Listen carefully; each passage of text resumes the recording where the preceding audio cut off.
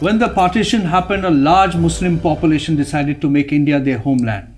Their trust was rewarded, they got equal opportunities and freedom to carve out their own identity, live a life of their own choice in India.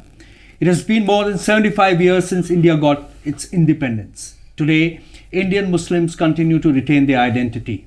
Should we not celebrate our identity as Indian Muslims and feel proud about it? Welcome to The Matrix.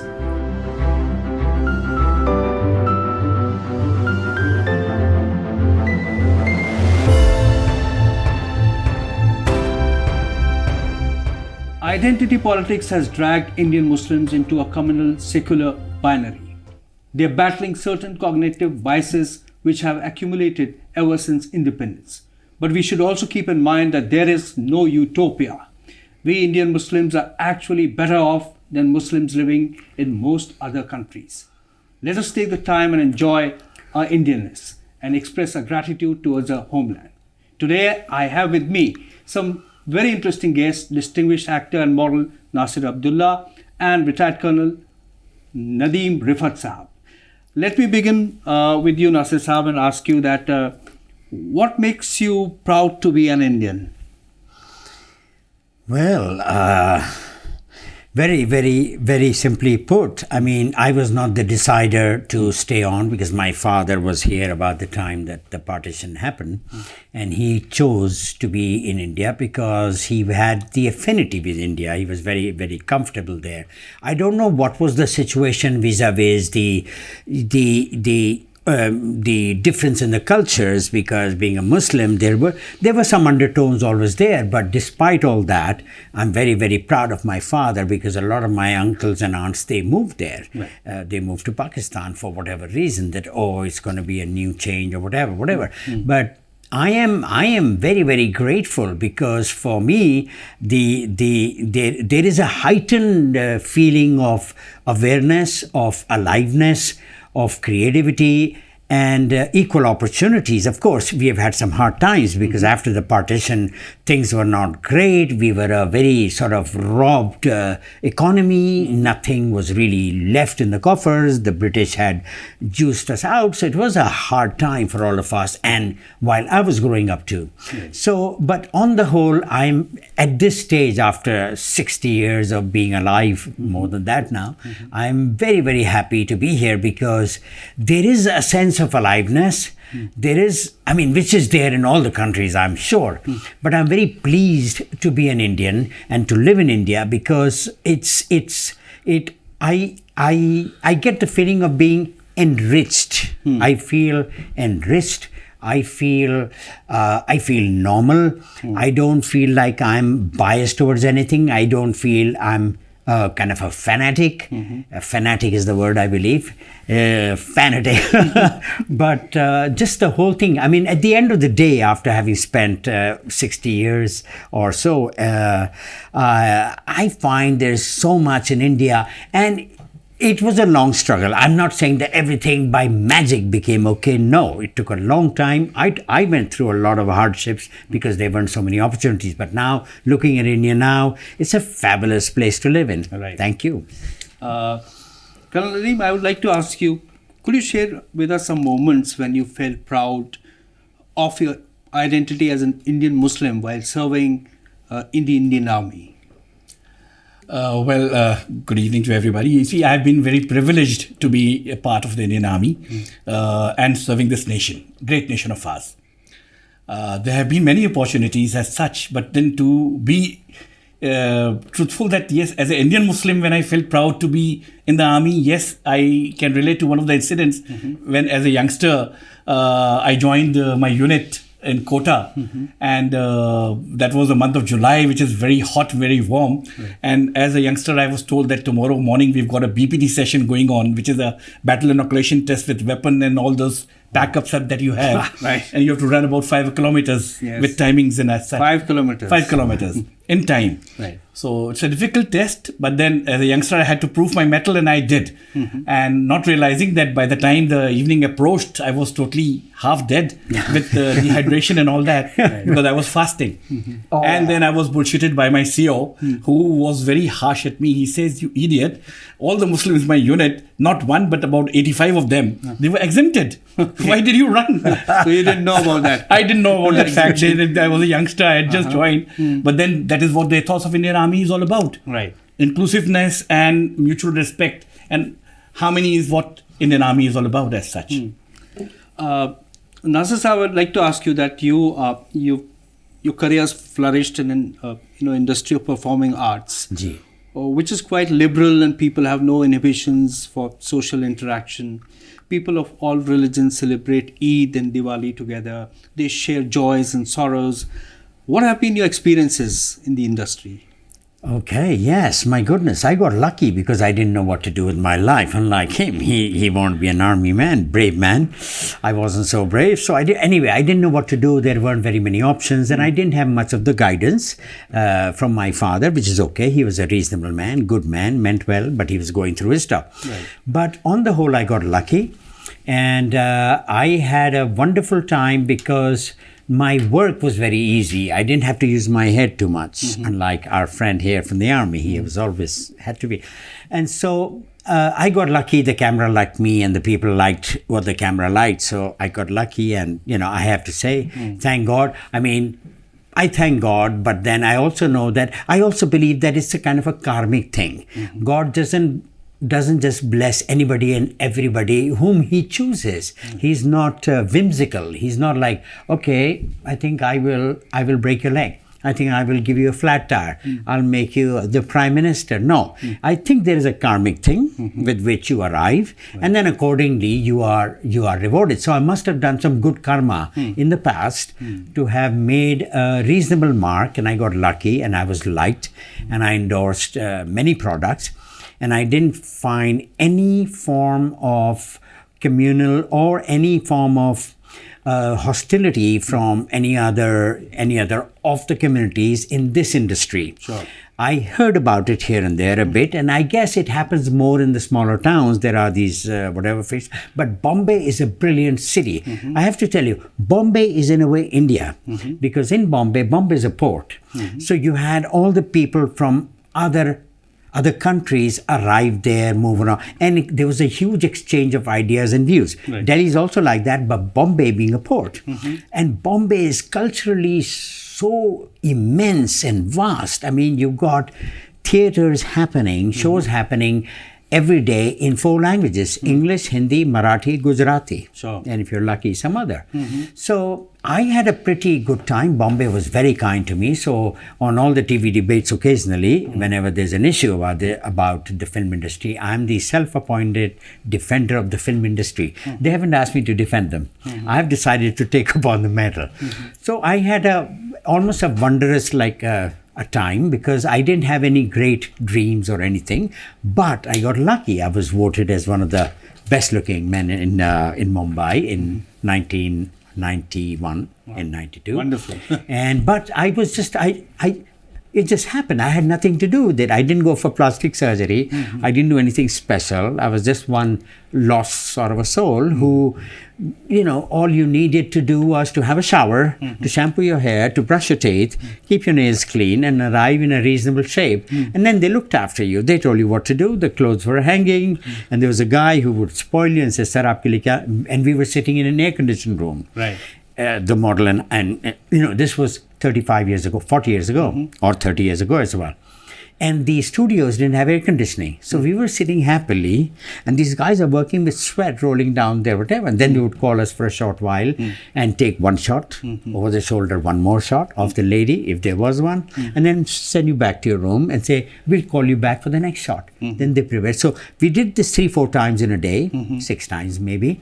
End of the film, and you go home, and then they paid you money for it. So I said, "This is fun." They look after you, and then they pay you money.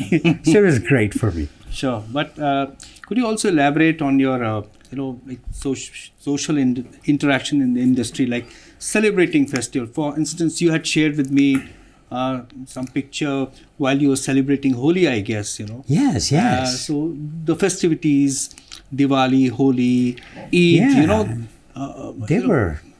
Yeah, they were wondrous. I was very, very happy to go in for holy mornings and get into that frame of applying the color and going in somebody's car. And as we grew up, then we began to go for parties, which happened in the afternoon, through Holi and whatever. Diwali was of an absolute fun affair. The only thing now is that those things are actually missing from Diwali, which you could do earlier, which was to bring out more of the pollution into the atmosphere. Now it is banned. Which is fair enough. There is so much more to do. But for us, it was like great time. And of course, the good part is that I got sweets on more of the festivals of the Hindus than I had to give for our festivals, because we have two, Eid and Bakr Eid. Right.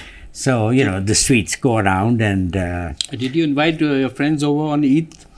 Well, they used to come by themselves also, but yes, a few of them, but normally I used to get invited because I had more affluent friends who had more money in their families. So we didn't have that much. So I was happy to go, and I had a great time for Diwali, for their birthday parties or for Holi. And, we went to somebody's house and there was a huge feast of food, vegetarian, immensely great. And we had a great time. It was always a wonderful experience and then when you're in Bombay, the Ganesh festival and the other, the Govinda film for the festival for Janmashtami, and we've seen all those wonderful, the turnout, the amount of people who are there. It's not funny.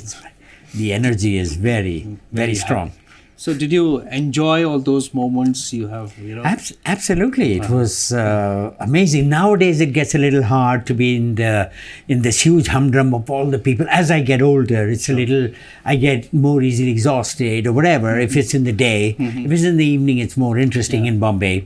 But absolutely, I enjoyed everything there was, including the Christmas. The festival was great. We used to go to Mount Mary Church, and there's this big thing happening, loads of people, and of course the mass and everything else, because I follow everything actually. I've been to the churches, I've been to ashrams, so I kind of I don't want to take any chances. So when I go to God, he'll say, how good were you? I said, I went everywhere. I look for you everywhere. Right. So this only happens in India, this kind of vast exposure. Yes. Colonel Nadeem, I would like to ask you that we've been brought up in a country which is syncretic in nature, where there's a confluence of various cultures and traditions. Have these features added values to your personality? Indeed, it has. In fact, you see, Army as such is an organization where, it is the diaspora, Indian diaspora is very well prevalent over there. Even if I was not present in a unit where I'm being a Muslim officer, Eid is celebrated with the same ethos, with the same zest over there by everyone. And Indian Army has not let down the Indian perception as such of a pluralistic society. They have lived by it, whether the officer is a Muslim, they will go for namaz. Each one of them, the CO, including his whole team, would go to the masjid. When it is a Diwali or a Ganpati's Visarjan and all, everybody would be there for a Holi and a Diwali. Everybody, it's all inclusive, and I have always taken a pride in being a part of that society, because I have raised to be in that environment. And you also happen to be, Imam one day for your Jawans, I shared that with you. Yeah. Actually, you see, when I was to join the army, my mother was a little apprehensive that going to an army would be, maybe my son would go into drinkings and wines and all that. She was very apprehensive at the time. I promised her that I would not do that. Right. And to my luck, I was posted and commissioned into a Bombay Sapper unit. Okay. My present chief, if you see, General Pandey is also a Bombay Sapper. Yes. And Bombay Sapper unit having a composition of 8% Hindustani Muslims. So by that virtue, we had a mosque of our own in each unit. Interesting. Not an imam though. So one among the persons who was there in the presence, who knows a little bit about the Quran Yes. would become the imam and offer the namaz. Right. So I was always enjoying being a part of the crowd. And one of the JCOs of mine or NCO who used to be little versed with the Quran would do that job. One day I realized that there was nobody who would know more than me. And I said, okay, fine. Reluctantly, I took up the mantle of being the imam and I offered the namaz with them. They offered the namaz behind me. So it happened. Wonderful, Amazing. wonderful. It happened. Now, sir, unlike Pakistan, in India, various sects of Muslims, various Muslims like Shias and Sunnis, they live amicably. They coexist. There are no communal rights between these people anymore. But look at the radicalization which is happening in Afghanistan. Do you think as Indian Muslims, we take it for granted that we are having far better lives in India than those, other countries?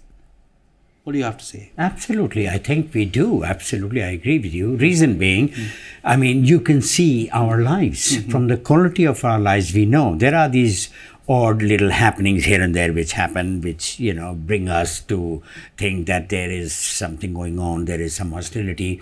But the fact remains, to imagine what is happening in Afghanistan, it is very sad because it's highly unfair. Right. Islamically speaking, men and women are made equal. Right. As far everybody's equal. There is no, unlike in the Hindu, the form of the community, they have the caste, they have the, the Brahmin and the Kshatriyas and the business class, but in Islam, actually, the so-called servant who was in the house with the Arabs, he would eat with the family. He sat and ate. So there is this equality thing. So if there is this equality, why this banning of ladies from an education? What will they do in their spare time? They will end up thinking about fairy tales and fascination and fantasies and not have a grip on reality in the coming. And in this day and age especially, education is a must. And I'm not saying you educate them the way for them to become footloose or something. You make sure their education is excellent, useful and invigorating, and they can look after themselves and their families also better. So it is amazing, and that is the thing about India, because India has had so many forms of the people arrive here and stay here, including the British, who have greatly influenced us. Our constitution is all British, let us face it. And so they made a huge contribution in this area for India, I guess. Of course, they did more damage on the whole because they ruled us and they made us very subservient. Yes. That was sad, and they were not very nice to us. Finally, they left. But I think Indians on the whole, yes, they can thank their stars that, Pakistan is not really great, even for the Muslims in a way, because it's very strict, and they have always tried to make strict sort of rules, like under Ziaul Haq Sahab, and then even now later, there is this thing about wearing a certain way, looking a certain, very Islamic, which is unnecessary, really, really unnecessary. You don't have to look like sheep, because God understands you, I think. Sure. And I've heard you also had a message for Pakistan. Oh, Is yeah. it right? Okay, there's the deal. I have an army man here, so he will hopefully not dislike my message too much. But here it is, in like 3.5 lines, 4 lines. Sure. I wanted to tell the people of Pakistan that, look, guys, every government wants to do this. They want to tell their people that, oh, we'll get you this, and we've been fooled around with, we've been short-changed, ye hoga, and we will get, and God swearing, we will get. So there's this thing about Kashmir, that we will get Kashmir. So every now and then they make this big thing, and the army is involved in that because it also suits them. So I wanted to tell the Pakistani people, guys, please understand that for 75 years or more, nothing has happened. And I think the end of the world is not very far away. And since you know, whatever, that it is not God's will. If it was, He would have granted it to you. Obviously, it is not. So you can't force God. Some of the prime ministers announced that inshallah one day, Kashmir will be ours. No. not happening. Not happening. All that is being done by your government, which is apparently ruled by the army, and it suits them, is to say, we'll get. What will you get? The common man of Pakistan will get nothing. So what I wanted to say is, give up the idea of Kashmir. Tell your government to give up, and tell them instead to give you what you can have, being where you are. And I promise you, you don't have to rule actually Kashmir, you don't have to get Kashmir, but I promise you apples to the entire population of Pakistan at the price of onions. I will organize the apples for you, all of you, all the Pakistanis, if you manage to convince your government, please give up Kashmir, we are not interested, it's not working out, give us more, the facilities and opportunities to live our lives. I mean, we've been fighting for Kashmir for 80 years nearly, so please, forget it. Apples are assured. Thank you. So just apples, no mangoes, huh? Because if you want mangoes, that too. No. Because it'll be a great thing. It is a great headache for the Indian. We are managing to bring more army people. They're spending a lot of money. You're spending your money to create whatever you want to in Kashmir. Right. It is not working out. So give it up. And God, here's the deal. Even God will be pleased, because there is a song in Qurbani called Qurbani, Qurbani, Qurbani, Allah ko pyari hai Qurbani. So make this sacrifice, and maybe God will really bless you then, because He'll be pleased that you gave up the idea of procuring Kashmir. It's an idea, try it. If it doesn't work, arrest me. What Nasir bhai just said, that the Aam Aadmi over there will never get it. Mind you, the Aam Aadmi here will never even allow it that. Exactly. Wonderful. Unfortunately, we also have a stand about it, that there is a line that was in a movie, दूध मांगोगे तो खीर देंगे, कश्मीर मांगोगे तो चीर देंगे. So that is our philosophy. What is the point? You are being aggressive, we are also facing you with aggression. Nothing will really come out of it. Good time to give up. Tell the army, tell the government, we don't want it. Thank you very much. Help us with the rest. Wonderful. So we hope that good sense will prevail in that country. Colonel Nadeem, I would like to ask you that Indian Muslims have had great contributions in nation building, but they hesitate somehow to affirm this fact, that do you think that there is a need for Indian Muslims to be more expressive about their Indianness? Certainly there is. You see, time and again the Indian Muslims have proved their mettle, and history and the facts are there to attest our role in the nation building as such.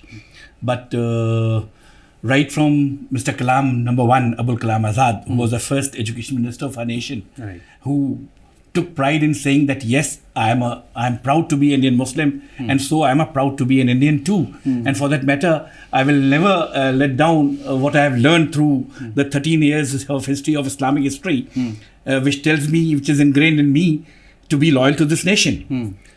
And similarly, thereafter, we have seen the missile man, Abul Kalam. Yes. There have been plethora of people who have contributed towards this nation building. Yes. But the shyness, if you're talking about, we need to be more vocal about the thing and all, there has been a little apprehension. You see, the time and again, 75 years of our independence, we have seen variations in the...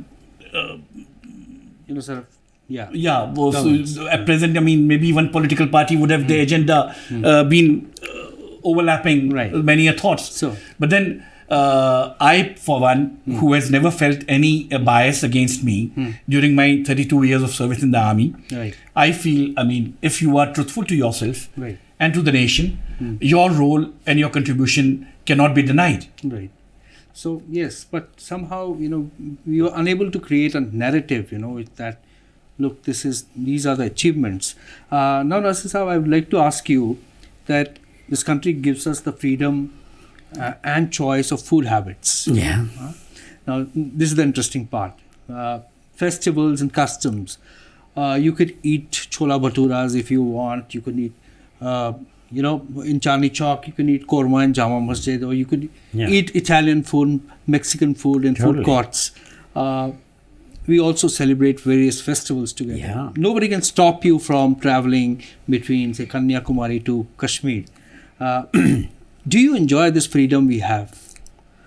Totally, absolutely. I mean, 100%. It's amazing, and the fact that in this day and age, even more so, everybody an enemy. I mean, the people of the more poorer class, or I would say lower, whatever, economically, they have found so much interest in foods besides their own. Right. They know all about pastas, they know all about the pizzas, they know all about aubergine and pie and apple pie and this. Amazing, the amount of stuff, and it's available. It's a phone call away. Of course, you have to have the money to have a reasonable amount. Otherwise, you can also make it at home. Right. I mean, noodles is again a Chinese dish, really. I mean, as such. But it's amazing the amount. I mean, beef is one little thing, the buffalo meat thing was a problem, but in the northeast all over, in the southernmost, the part of India, it is eaten very, very casually.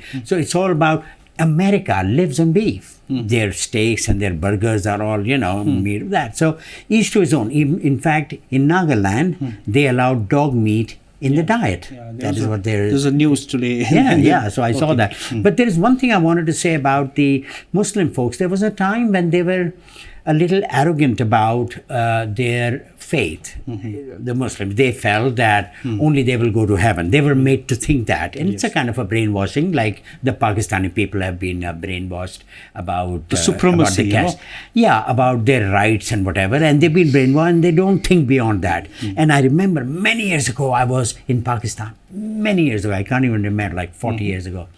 And they seem to have an inferiority complex about India, because India is more open. It is more brave. It's more adventurous with their entertainment aspect. So I had a cousin who used to come every year, and all he did was buy nice shirts and go for movies. And he saw all these Do Raste and Neel Kamal and all these beautiful movies with our beautiful actresses, beautiful. Their film industry is apparently like way down. Their TV industry is good. That's a known fact. Film industry is a mess there. So he used to come just for this, and he was like, he was in seventh heaven. I mean, and they had but I didn't like this feeling they have, because I believe that there has to be mutual respect for every faith, be it Christianity, Sikhism, Zoroastrianism, Judaism, Islam, Hinduism,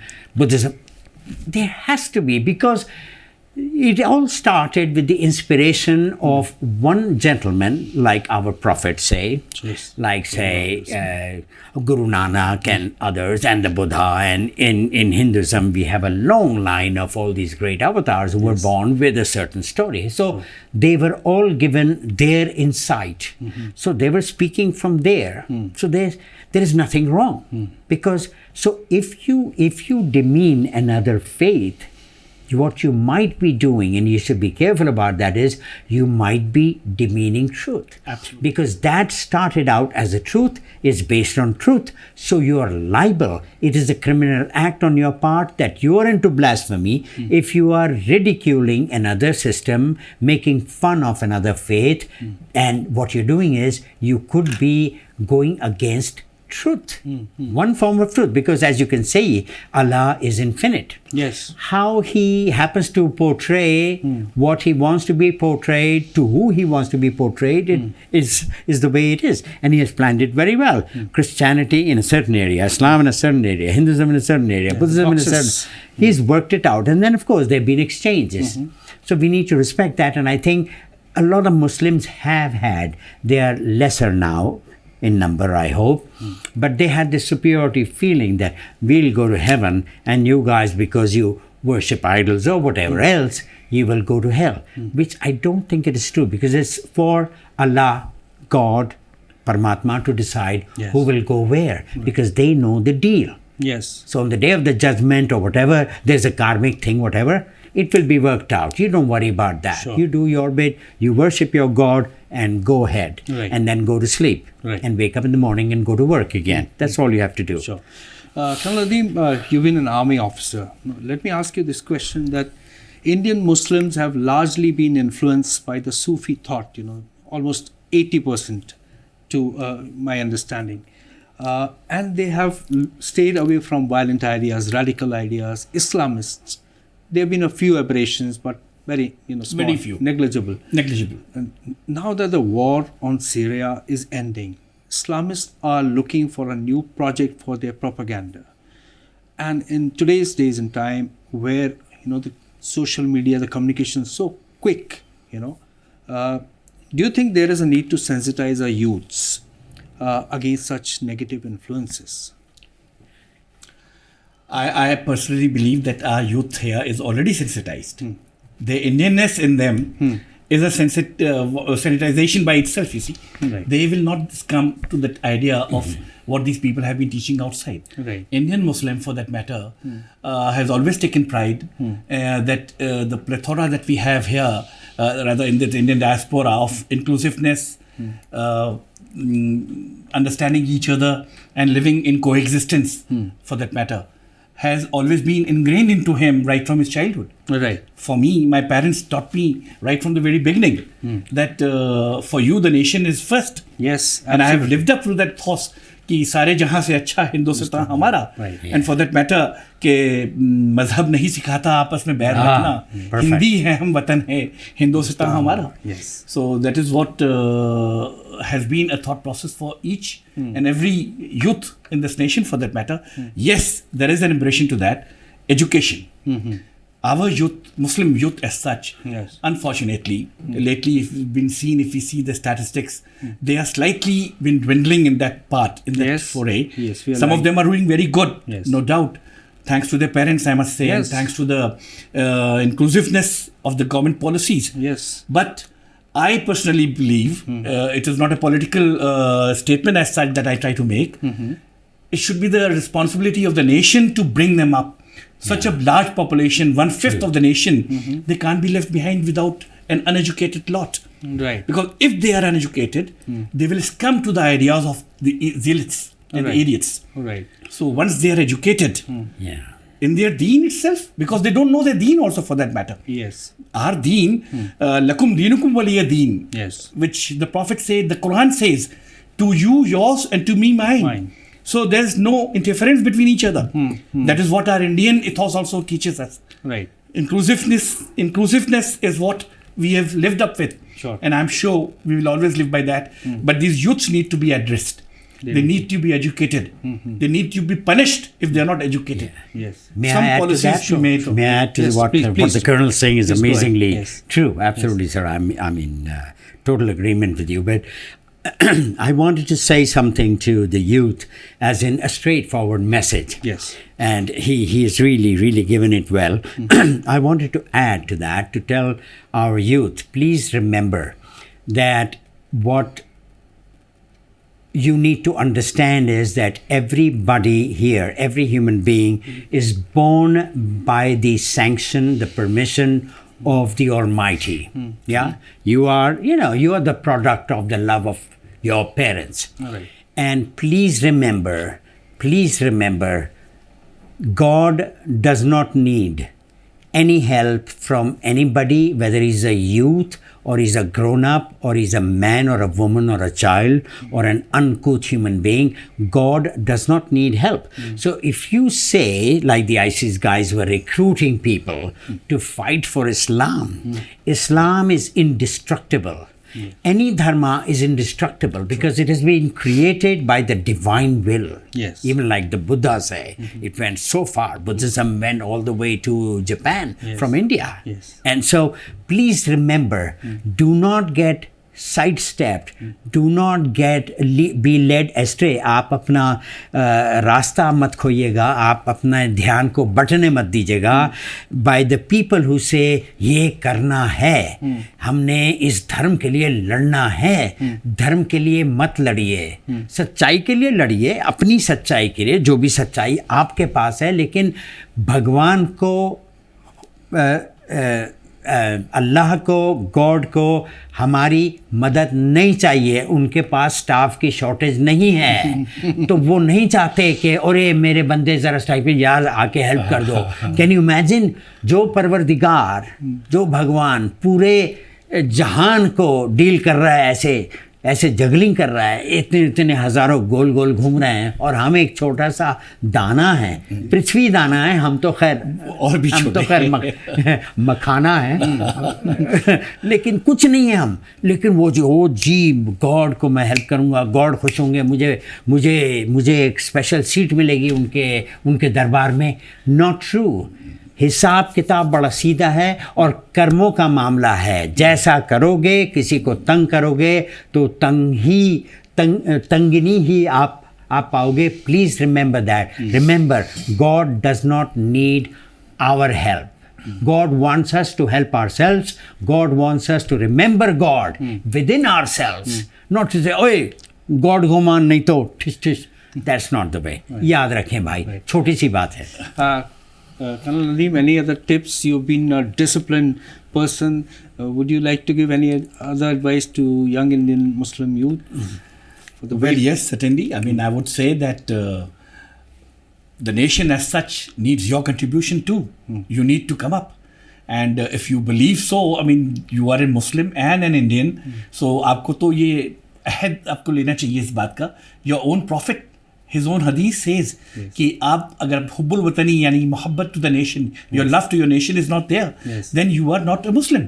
That's right. That's one of the biggest farais of yours. Amazing. One of the biggest responsibilities that the Indian Muslim youth has to come up and learn and educate a lot of their parents, among their parents and the Muslim leaders for that matter, education leaders जो हैं मदरसे में ये बताएं ही हमारे youth को कि ये तो हमारे मजहब और हमारे कायद में शामिल है कि हम अपने वतन के साथ मोहब्बत करें, और बेट्रेयल जैसी चीज़ तो गुनाह है हमारे लिए. Thanks God so far there has never been a betrayal from the Indian diaspora and Indian Muslims in any of the fora for that matter. और हमारा इतना अच्छा वतन है, इसमें किसी की तरफ से भी कोई इस तरह की वो ना आए कमी, और हमारा वतन इसी तरह बढ़ता रहे आगे, including everyone for that matter, and each one of us contribute to the nation building. That is what we look forward to. Very well said. One last little thing, yes, can I say? Yes. I also think, I mean, amazing. You can't disagree with him anywhere, and he's really covered all the areas. But what I just want to say is that to actually honestly and earnestly pray to your God, look for guidance. As they say, there's the Gayatri mantra that says Om Bhurbhuva Svah Tatsavitharvarenyam Bhargo Devasya Dhimahi Dhiyo Yona Prachodaya. Alhamdulillahi Rabbil Alameen Rahman Rahim. The Surah Fatiha, they say the same thing. Can you imagine? Same. Obviously, every dharm says the same, but how can we fight when our instructions, our inspirations are the same? It basically, God, please guide me, keep me away from the dark path that upsets you, that is not favored by you, and we look forward to your guidance. And we believe in you, we trust on you. End of story. That's what you have to do. So I think that is very important, because if you remember your Lord, He will guide you. Because God is one